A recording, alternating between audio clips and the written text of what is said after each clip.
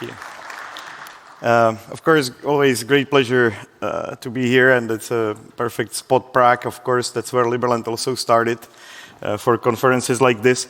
Let me just fix one more thing here, actually, which is not just my pronunciation of my surname, which is Jedlička, but also the fact, actually, we are not micronation. This is, I would say, very important small element that needs to be clarified. The definition of micronation is actually it's not being taken seriously by the neighbors or by the country in which it was built. And I can tell you we're being taken very seriously by our neighbors. That's why we have been reclassified from organized group into a parastate by Croatia itself in the legal paperwork 2 years ago already, which is a nice honor for us as well. They see us in a similar way Serbia sees Kosovo, I would say at this stage, which is not probably the most favorable way, but we're definitely not a micronation, and we're trying to convince them with all our powers that we are actually a very beneficial project for the whole region and especially for Croatia. So they don't see us as a threat, they really see us as an opportunity. That has been the challenge from the beginning. You have seen how many challenges projects like Seasteads are facing, and you can imagine that the situation of Liberland is also not easy especially from our neighbor Croatia, but what we have managed to do over the last couple of years is to stabilize the situation. Liberlanders are actually living nicely in Liberland for last 2 years. And let me give you a short video of some of our achievements with our anthem and with some of the great guys that are supporting Liberland, such as Ron Paul. It's great to have him behind our back, or even Javier Milei, that has been actually running his campaign for presidency as a general coming from Liberland to save Argentina. And of course, we have some other great guys like Vitalik Buterin. Vitalik made a personal commitment that once there will be 100 people living in Liberland, he's gonna join personally the effort to build a prosperous society. And we have this goal to have 100 people living there from, let's say, 7, 8, 12 right now that we have to 200 over the next spring. So I believe we'll be able to onboard much more people. This is our venue called the Ark. That's where most of the events are happening. It's right next to Liberland. And that's where we are basing our settlement from. And I'm actually going to Ark right away from this conference because we have a conference that I will invite you to. If we can skip the video, it doesn't go in the loop. Thank you. So, it's more than 25 years ago basically there was complete resign of any title from Serbia to the territory of Liberland. That gave us a very clear status when it comes to no man's land. So Croatia has never ever officially accepted territory of Liberland in any shape or form, while Serbia has actually given up the territory and deleted everything from their cadastre maps. And that's what gave us the opportunity to start the country on 13th of April 2015 was actually the birthday of Thomas Jefferson. We really wanted to invoke the spirit of American Revolution. And if there is somebody else, by the way, is there somebody else planning to start a full-fledged country? Is okay, 1, 2, 3, okay, 4, 5, 6, okay, there is, okay, not just ZD zones, but also full countries. That's what I appreciate. There are a couple of things that you really need to fulfill in order to be considered by country, and you don't necessarily need to be recognized by other countries. That's a very important element of international law, that countries like Somaliland are de facto countries or states, because the Montevideo criteria basically says that the existence of state is independent from the recognition by other states. But what it needs to follow is to have permanent population, defined territory, government, and capacity to enter into relations with other countries. So we have a permanent population. It was the most challenging part of getting things done. The last 2 years, people permanently live there, despite 2 major flood waves, despite, I think, now 12 rounds of raids in Liberland. People still live there, and we are prospering, I would say, more and more. We're actually building there again right as we speak. We have defined territory. We have given Croatia and Serbia extra half meter. So there is like a no man's land between Croatia and Liberland. So we don't have any potential territorial dispute. We have a government. I believe we have built one of the most exciting types of governance systems that was really a result of me looking for many years how governance can be structured in order to merge all the existing constitutions and their best ideas with the best technologies that are currently available through blockchain. And we have capacity to enter into relation with other states. I've been on multiple official state visits, including, for example, El Salvador. But we have seen a backlash from Croatia, where they had not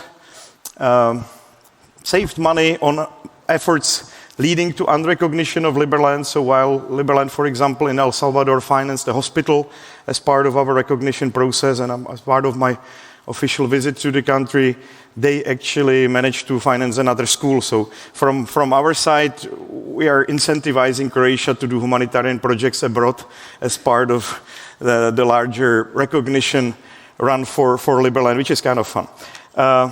And that's right now what we are doing is that we are doing kind of a silent diplomacy. We're working with the states, but we are not publishing our diplomatic successes. Liberland is 7 square kilometers, which is 3 times bigger than Monaco. We've got now 1,300 citizens, functioning representation in more than 90 countries around the world. If you go almost everywhere in any civilized part of the world, you can always find a reliable Liberlander you can rely on. And there are around 15 physical offices right now where you can visit. We have a really nice one in Washington, D.C., I think better than most of regular European embassies. And we've got now 800,000 people that signed up for citizenship, which is a fairly decent nation. So let me explain you a little bit more about the governance itself.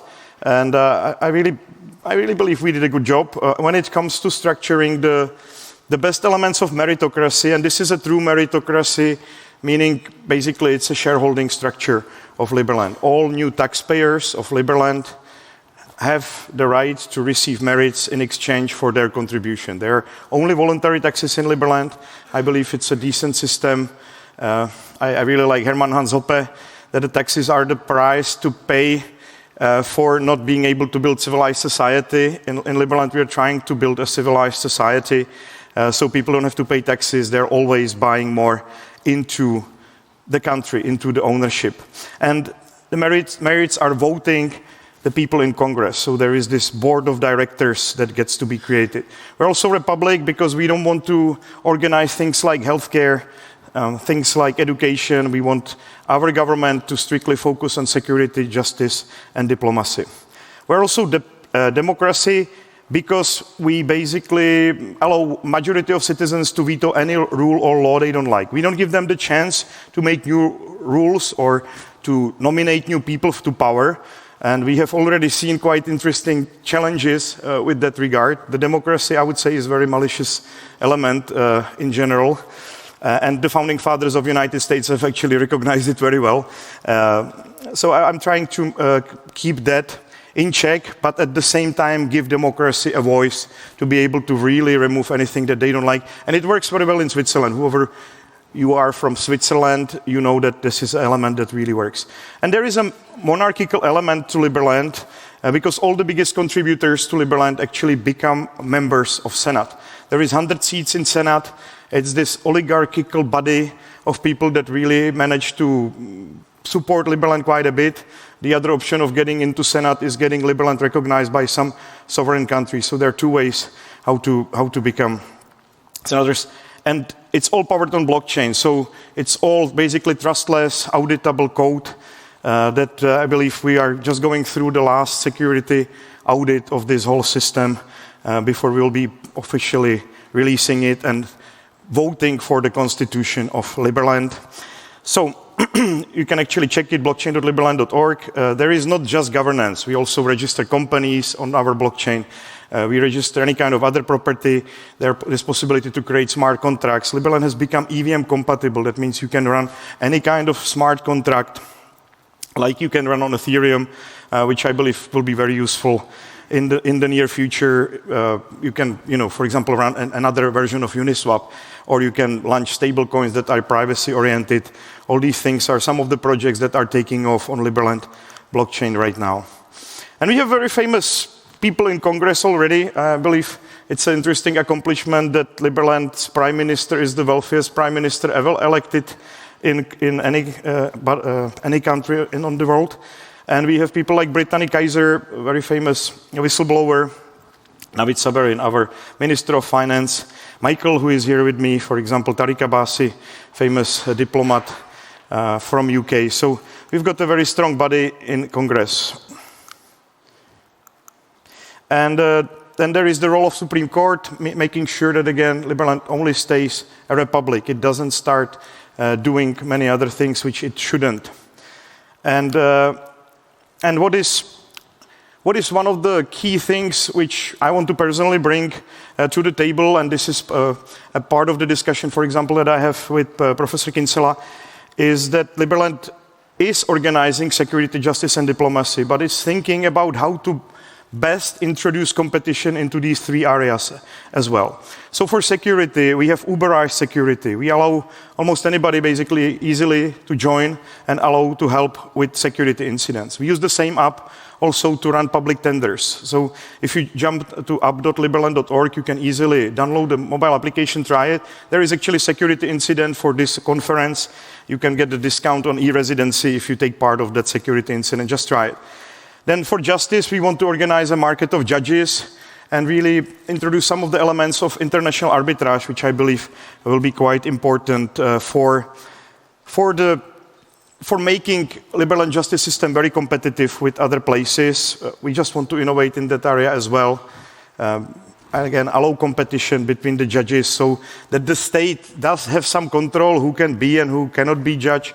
But in general, the entry level for that will be very easy and it shouldn't be a problem. And what we are now working on as well, and I believe it will also help us quite a bit, that it's not just Ministry of Foreign Affairs that delegates new ambassadors, that actually every single embassy will be a separate DAO that will be elected, again, by merit holders. So there will be, in Congress we have elections every 3 months, and what we're planning to do for embassies, that we will have yearly elections of ambassadors, so there will be competition. People will be presenting their plans for their countries, so that the representatives are not sleeping. They always have something to debate, what could be done to support Liberland from any country around the world. Okay. A democratic veto, I mentioned that blockchain is very important because what it actually does, we are able to remove 90% of bureaucracy from a nation state. That itself should release at least 5, I would say even 10% of economic growth. If you make all the transactions trustless, seamless, happening in 1 second, whatever you are doing, however you are interacting with the state, this should be a major boost. So voluntary tax is a major boost, and reducing bureaucracy to complete minimum. I believe that functioning society, a free society, should grow at the rate of 20% a year, which with our system is fully achievable. So I would like to invite you to join us in Liberland. There is a great opportunity to jump on bus on Monday morning. You can join us for the longevity conference. We've got BBC following us this time. So 3rd and 4th of November, we are going to host quite a few important names, and it will be more of a relaxing family-size event. But with the famous BBC reporters following us. And then on 5th, there is a boat ride to Liberland. So if you're free in the next couple of days, we're more than happy to host you. You can also visit the Freedom Project, which is being developed on Liberty Island now as we speak. We finally have hot water there as well. So we're becoming more and more civilized, despite still some serious obstacles from Croatia, but I'm very grateful that the security situation with Croatia has improved quite a bit, especially in the last 9 months. And we're working on making sure that Liberland is more accepted in the whole region. So we're launching multiple projects that we are planning to tokenize on our blockchain and on other blockchains actually, to grow the economy, the regional economy, fix the local ports, make commercial centers. And in ARC, where this longevity event will be, we're launching another development plan with the longevity clinic and also with the spa. So you can actually see all these plans when you join us. You can look into it. Maybe you would be interested to be part of that project as well. And yet another important invitation, again, back to Prague, if you like the city. Just before Christmas, the 19th of December, we're hosting Herman Hoppe, Stefan Kinsella, Alessandro Fusillo, and we'll be discussing these elements of Liberland Constitution and its final wording. We are not rushing with with voting on the Constitution. We really want to have a proper debate and join it with a nice gala dinner here in Prague on 19th of December. So that's it from me. Thank you very much for hosting Liberland. I'm very grateful for all these events.